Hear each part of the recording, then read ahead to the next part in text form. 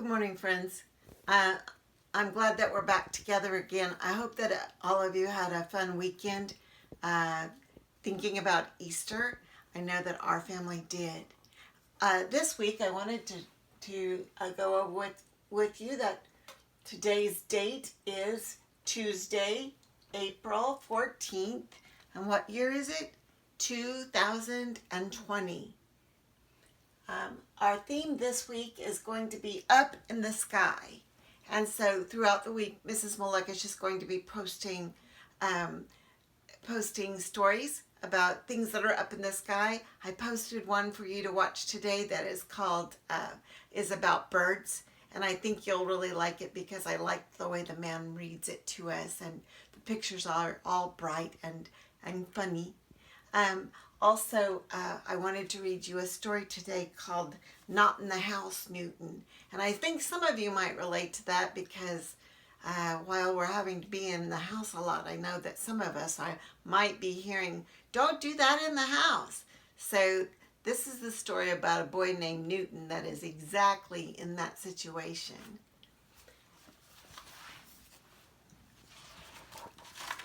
Not in the House, Newton by Judith Hyde Gillard, illustrated. That means the pictures are by Elizabeth Sales.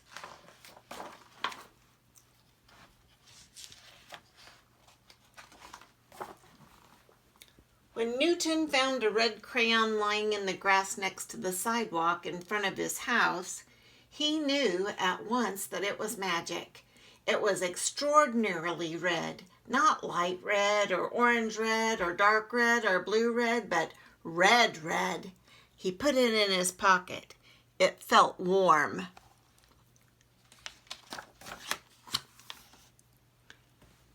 Newton went into his house and asked his mother for a piece of paper. Here, dear, said Newton's mother, you may have a whole box. The paper was very white. And here are your crayons, Newton, said Newton's mother. I'm glad you're going to do something nice and quiet like drawing. I'm going to be getting the house ready for our guests tonight. Newton carried the paper to his room. By now he could feel the crayon humming quietly in his pocket. Do you see it here? It's even leaving a stream. That must be the humming. Can you see that? He examined the red crayon. It was even redder than before and shiny. Carefully, Newton started to draw a ball. It was going to be a red ball, of course, very round, very beautiful. Newton loved drawing. Just as he colored in the very last bit of red, the ball bounced off of the page. Ooh.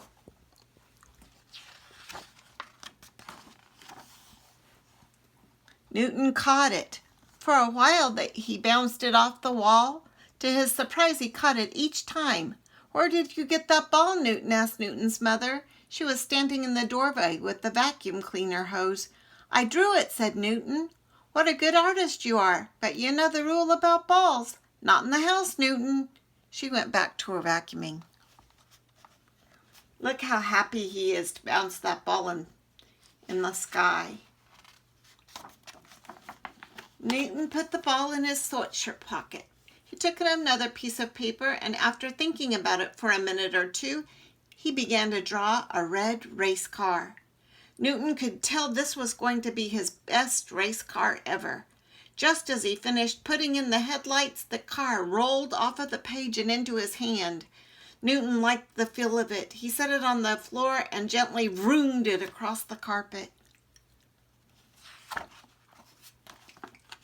It took off like a jet across the floor, up the wall, across the ceiling, down the opposite side, and back to Newton. It stopped in front of him with a squeal of brakes. Reek! Where did you get that car? Asked Newton's mother. She was standing in the doorway with a folded tablecloth. I drew it, said Newton. Think of that, she said, turning away. But remember, race cars belong outside, not in the house, Newton. Oh boy. Do you see that the cat is watching too? So it's not just Newton who's seeing the magic. Newton put the car in his pocket and took another piece of paper. This time he decided to draw a fire engine. He drew carefully and slowly, and he was pleased to see his fire engine was beginning to look especially realistic and red. And he added the last rung of the long ladder. The sound of the siren, faint at first and then louder and louder, filled the room. Whoa, whoa, whoa!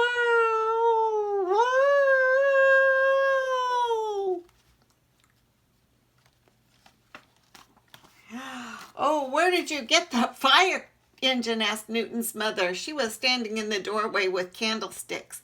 I drew it, said Newton. Your Uncle Gus is a fine artist, too. Maybe it runs in the family, said Newton's mother. But you know, you shouldn't make loud noises. Not in the house, Newton. Newton got another piece of paper.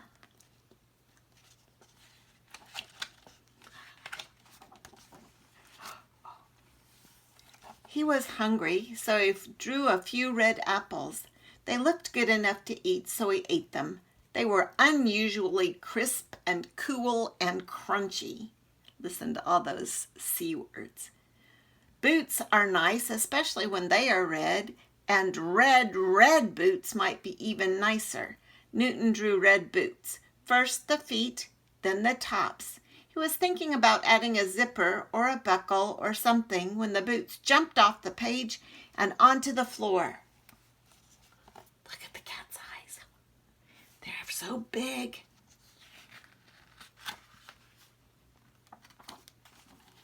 This boy reminds me of Latreille, who likes to draw, right? Newton put them on. They fit perfectly. They felt and looked so much like special boots that Newton wondered if they might not be special jumping boots. He took a small jump and just missed bumping his head on the ceiling.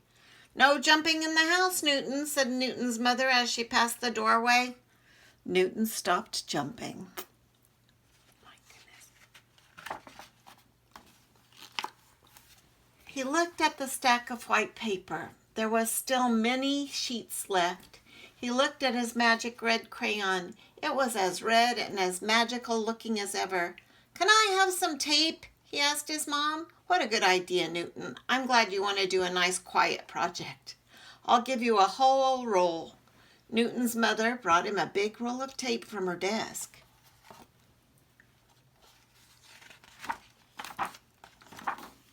After she left the room, Newton painstakingly laid out the rest of the sheets of paper on the floor, making sure the edges were even and only just touching one another. He pulled out long strips of tape. He was careful not to let the tape get twisted and stuck to itself. Slowly, he taped the sheets together. It was a hard project, and it took a long time. But when he had finished, he had a giant piece of paper on the floor.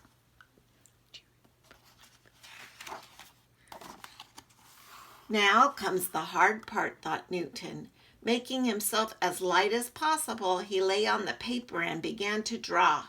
He drew and drew, taking care to make the wings perfectly balanced and the propeller large enough.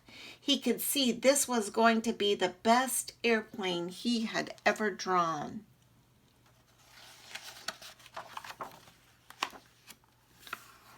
As he finished coloring in the door handle, the door of the airplane opened. Newton climbed in. The key was already in the ignition.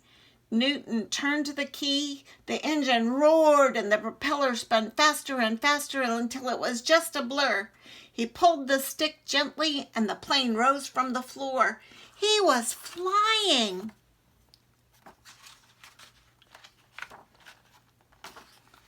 What are you doing? Cried Newton's mother. She stood in the doorway, blinking her eyes in disbelief. Don't worry, called Newton. I won't play with it in the house. He banked the plane slightly to the left, and being careful not to scrape the wings, he flew it out of the window. Luckily, the window was open, and luckily, he had remembered to put his red crayon in his pocket. The end. Did you like that story? I always liked it because I always like stories that show people that use their imagination. And he used his imagination and the magic to make some fun things to do on a quiet day inside. I want to let you know that we will be giving each of you your Raz Kids ID so that you can go on and work on some reading or studying your letters. And I hope that you'll have fun with us this week. Be sure and be working on your math over at Khan Academy, and have your moms and dads contact me if you have any questions, okay? I miss seeing your faces, but I'll enjoy talking to you again tomorrow morning. Bye-bye.